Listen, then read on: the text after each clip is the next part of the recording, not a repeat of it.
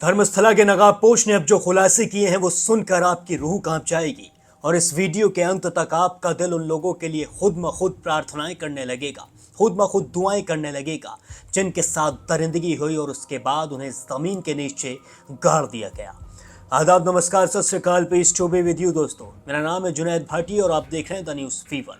जैसा कि आप सभी जानते हैं कि इस वक्त धर्मस्थला के मंदिरों के पास के जंगलों में खुदाई चल रही है और ये खुदाई किसी आम चीज को खोजने के लिए नहीं चल रही है, बल्कि ये खुदाई चल रही है इंसानों की लाशों को ढूंढने के लिए, उन लोगों की लाशों को ढूंढने के लिए जिनके साथ दरिंदगी करके उन्हें जमीन के नीचे गाड़ा गया था। जिन सैकड़ों महिलाओं को आज तक इंसाफ नहीं मिल सका, अब उन्हें इंसाफ दिलाने के लिए लगातार खुदाई चल रही है और ये खुदाई चल रही है एक इंसान के कहने पर, जो अचानक से पता नहीं कहां से प्रकट हो गया और उसने आके पूरे कर्नाटका के होश उड़ा कर रख दिए। इस इंसान को आप सभी जानते हैं, इसे आप मास्क मैन कह लीजिए, भीमा कह लीजिए, मिस्टर एक्स कह लीजिए, नकाबपोश कह लीजिए या फिर सफाई कर्मचारी कह लीजिए। जी हाँ, इस नकाबपोश ने अभी तक सिर्फ और सिर्फ एसआईटी को या फिर पुलिस को या फिर वकीलों को ही सारी जानकारी दी थी, लेकिन अब ये नकाबपोश खुद कैमरे के सामने आ चुका है और अब इसने कैमरे के सामने आकर ऐसी ऐसी बातें बताई हैं जिन्हें सुनकर आपका माथा चकरा जाएगा। आप ये सोचने पर मजबूर हो जाएंगे कि इंसान ही इंसानों के साथ ऐसी दरिंदगी आखिर कैसे कर सकते हैं। इस नकाबपोश का एक इंटरव्यू लिया है एक न्यूज़ चैनल के रिपोर्टर ने। इस नकाबपोश से जब पूछा गया कि तुमने लाशों को कहाँ दफनाया, तो इस नकाबपोश का कहना है कि हमारे पास लाशों को दफनाने के लिए कब्रिस्तान नहीं थे, हमने लाशों को जंगलों में दफनाया। मंदिर के पास के जो जंगल थे उनमें ही हमने इन लाशों को दफनाया और बाहुबली हिल पर भी मैंने एक महिला को दफनाया था और उसके बाद नेत्रावती नदी के किनारे सैकड़ों महिलाओं को दाबा गया। और जब इस नकाबपोश से सवाल किया गया कि तुमने किसके कहने पर इन लाशों को दफनाया था, तो इसने कहा कि हमने मंदिर के सूचना केंद्र के आदेश पर इन लाशों को दफनाया था। मैं हम इसलिए कह रहा हूँ क्योंकि ये अकेला इन लाशों को नहीं दफनाता था। अभी तक हम सभी को लग रहा था कि सिर्फ इस सफाई कर्मचारी ने ही इन लाशों को दफनाया था, ये पूरे इस खेल में अकेला था और इसके ऊपर बड़ी बड़ी ताकतें बैठी थीं। लेकिन अब इसने खुलासा कर दिया है कि इनकी 4 लोगों की टीम थी। जी हाँ, 4 लोग इस टीम में शामिल थे और इन चारों को मंदिर के सूचना केंद्र की तरफ से ऑर्डर्स दिए जाते थे कि आज तुम्हें इन लाशों को दफनाना है, ऐसा इसने कहा है। और इसने कहा है कि हमें इन लाशों को दफनाने के लिए पूरी तरीके से दबाव बनाया जाता था और जब हर रात के अंधेरे में इन लाशों को हम दफनाते थे तो गांव के कई बार लोग हमें देख भी लेते थे, लेकिन ये लोग हमसे कुछ भी कहते नहीं थे। ये लोग इस तरीके से व्यवहार करते थे कि इन्होंने कुछ देखा ही नहीं है। हमें लगता था कि अब ये लोग हमें आके मारेंगे, पीटेंगे और इस चीज़ का खुलासा हो जाएगा और फिर इसके बाद सबको पता लग जाएगा। लेकिन जब भी हमें कोई भी इंसान लाशों को दफनाते हुए देखता था तो बिल्कुल ऐसे रिएक्ट करता था जैसे उसे कोई फ़र्क ही नहीं पड़ा है, उसे कुछ पता ही नहीं है।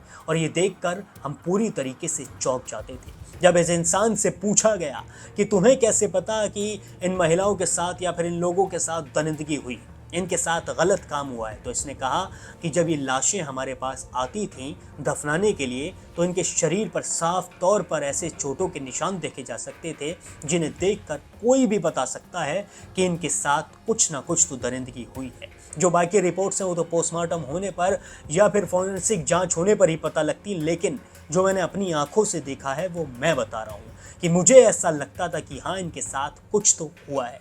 जब इस मास्क मैन से पूछा गया कि तुम्हें ये कैसे पता कि इसमें कितनी महिलाएं थी और कितने पुरुष थे, तो इसने उदाहरण देते हुए बताया कि मेरे पास अगर 100 लाशें दफनाने के लिए आती थी तो उसमें से 90 लाशें महिलाओं की ही होती थी। जी हाँ, सोचिए दोस्तों, महिलाओं की लाशें इसके पास दफनाने के लिए आती थी। महिलाओं के साथ आखिर क्या हुआ होगा, उन महिलाओं पर आखिर उस वक्त क्या गुजरी होगी। 1995 से लेके 2014 तक इसने लाशों को दफनाया, इसने लाशों को गाड़ा, जलाया और उसके बाद अभी अचानक से 2025 में पुलिस के सामने आया है और इसने आकर इतने बड़े बड़े खुलासे कर दिए हैं। जब इस नकाबपोश से पूछा गया कि तुम्हें अब मतलब इन जंगलों में कैसा लग रहा है, क्योंकि 2014 को इतना ज़्यादा समय बीत चुका है जब से अभी तक कई सारी चीज़ें बदली भी हैं, तो तुम्हें कैसे पता है कि लाशें इसी जगह पर हैं। तो इस नकाबपोश का कहना है कि बहुत सारी जगह ऐसी हैं जो पूरी तरीके से गायब हो चुकी हैं। जहां मैंने लाशों को दफनाया था वो जगह गायब हो चुकी है। मेरी याददाश्त के हिसाब से मुझे जितना याद है मैं उतना पुलिस को बता रहा हूँ, मैं उतनी जगहों पर खुदाई करवा रहा हूँ। जिसका कहना है कि बहुत सारा डेवलपमेंट हो चुका है, बहुत सारे जंगल ऐसे भी हैं जो पूरी तरीके से ख़त्म हो चुके हैं। उन जगहों पर भी मैंने लाशों को दफनाया था, लेकिन अब वहाँ पर लाशें नहीं मिलेंगी। मुझे अच्छे से याद है कि मैंने बाहुबली हिल पर एक महिला की लाश को दफनाया था और उसके बाद नेत्रावती नदी के किनारे ही मैंने कई सारी लाशों को दफनाया था। और जब इस नकाबपोश से पूछा गया कि तुम इतने साल बाद ही आखिर क्यों आए, तुम इससे पहले क्यों नहीं आए, और जिस वक्त तुम्हें ये लाशें दफनाने के लिए कहा जाता था उस वक्त तुमने पुलिस को सब कुछ क्यों नहीं बताया। इस नकाबपोश का कहना है कि मैं अपनी पहचान छुपाकर बहुत सालों से भागता फिर रहा था, मैं गायब था, लेकिन मैं उन लोगों से नहीं भाग पा रहा था जिनकी लाशों को मैंने ज़मीन के नीचे गाड़ा है। उन लोगों की आत्मा, उन लोगों के चेहरे मेरी आंखों के सामने रोज़ाना आया करते थे। मैं जब भी सोने के लिए जाया करता था तो उन लोगों के चेहरे मेरी आंखों के सामने आ जाया करते थे और मुझसे सवाल किया करते थे कि तुमने आखिर हमारे साथ ऐसा क्यों किया, तुमने आखिर हमें ज़मीन के नीचे क्यों गाड़ा। लेकिन मैं अपने ही मन में इस सवाल करता था कि ये लोग उनसे जाकर क्यों नहीं पूछते हैं जिन्होंने मेरे ऊपर और मेरी पूरी टीम के ऊपर दबाव बनाया था, जिन्होंने मुझसे कहा था कि अगर मैं ये काम नहीं करूँगा तो मेरे परिवार के साथ भी यही हश्र होगा जो इन सैकड़ों लोगों के साथ हुआ है। मेरे ख़ानदान की एक लड़की के साथ भी सेम चीज़ हुई थी जो इन सैकड़ों लड़कियों के साथ हुई है। इसी चीज़ के बाद मैं जगह छोड़कर भाग गया था और तब से अभी तक अपनी पहचान को पूरी तरीके से छुपा कर घूम रहा था। इसने सौजन्या केस पे भी एक बहुत बड़ा खुलासा कर दिया है। जी हाँ दोस्तों, 2012 में एक लड़की थी सौजन्या, वो अचानक से गायब हो गई थी। उसकी लगातार तलाश की जा रही थी। लगभग 300 लोग सौजन्या को ढूंढ रहे थे। उसी रात इस नकाबपोश के पास एक फ़ोन आया था और ये फ़ोन उसी इंसान का था जो इन्हें लाशें गाड़ने के ऑर्डर देता था। वो इंसान बड़े गुस्से में था फ़ोन पे। उस इंसान ने इस शख्स से पूछा, यानी कि नकाबपोश से पूछा कि तुम इस वक्त कहाँ हो। तो नकाबपोश ने कहा मैं छुट्टी पर आया हुआ हूँ और मैं अपने परिवार के साथ आउट ऑफ स्टेशन हूँ। तो वो जो इंसान था वो बुरी तरीके से बौखला गया, वो गुस्से से लाल हो गया, लेकिन नकाबपोश ने डर के मारे फ़ोन काट दिया और उसके अगले ही दिन सौजन्या की लाश बरामद हुई। सौजन्या की लाश ऐसे ही पड़ी हुई मिली।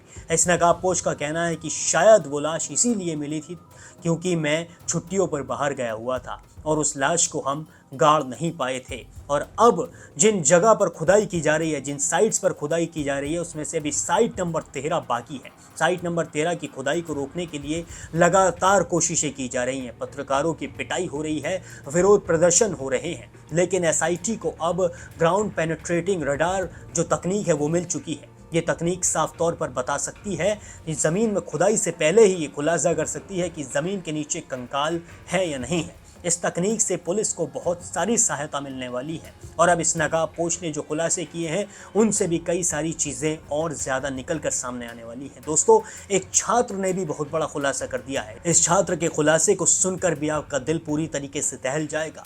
आप सोचेंगे कि आखिर कोई ऐसा कैसे कर सकता है। इस छात्र का कहना है कि मुझसे कहा गया है कि मैं उस रैली में, उस प्रदर्शन में शामिल हूँ जो खुदाई को रोकने के लिए की जा रही है। मुझसे ये भी कहा गया है कि मैं अपने यूनिफॉर्म ना पहनूं, अपना आईडी कार्ड ना पहनूं, मैं बिल्कुल एकदम साधारण इंसान बनकर आऊं, साधारण व्यक्ति की तरह आऊं और इस खुदाई का विरोध करूं।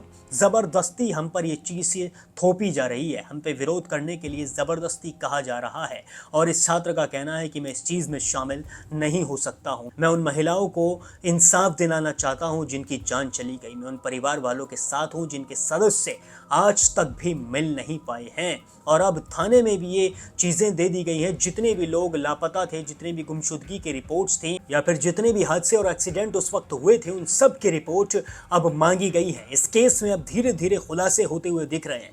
एक बार अगर साइट नंबर 13 की खुदाई हो जाए और इस नकाबपोश का जो दावा है वो सच हो जाए तो बहुत बड़ी चीज़ें निकल कर आ सकती हैं। दोस्तों, ये केस कोई छोटा मोटा केस नहीं हो रहा है। जितनी ताकतें इस केस में लग रही हैं, जितनी चीज़ें इस चीज़ को दबाने के लिए की जा रही हैं, जितने दबाव बनाए जा रहे हैं, उन्हें देख कर लग रहा है कि कुछ तो बहुत बड़ा है जो हुआ है।